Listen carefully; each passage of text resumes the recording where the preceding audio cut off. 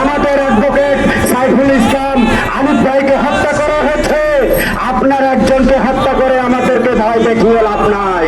আমরা যদি নির্দোষ আসে, আপনারা মাটির নিচে লুকিয়ে থাকলেও আপনাদেরকে আমরা টেনে বের করে নিয়ে আসবো ইনশাল্লাহ।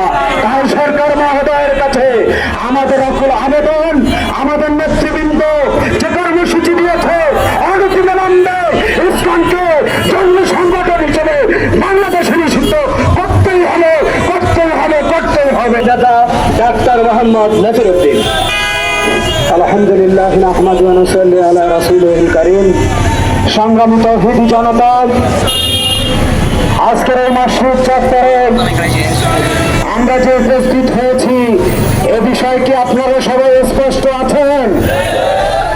আমাদের হৃদয়ে রক্তক্ষরণ হচ্ছে যে মুসলমান ইসলাম শান্তির ধর্ম, আর মুসলমান কোন অরাজনৈতিক বা কোন সন্ত্রাসী কর্মকাণ্ডকে ইসলাম সমর্থন করে না, কথা ঠিক কিনা?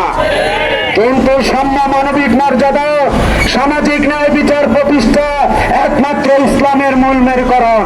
কিন্তু তত সত্য আজকে 92% মুসলমানের দেশে আমরা হিন্দু, বৌদ্ধ, খ্রিস্টান সবাই মিলে শান্তির সঙ্গে বসবাস করছি, কথা ঠিক কিনা?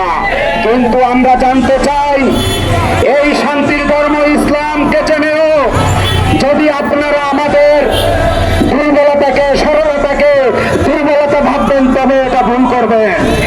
আমরা বলতে চাই আমরা আপনাদের শান্তির ব্যবস্থা করেছি, নিরাপত্তা দিয়েছি, সকল ধর্মকে আমরা সম্মান জানাই।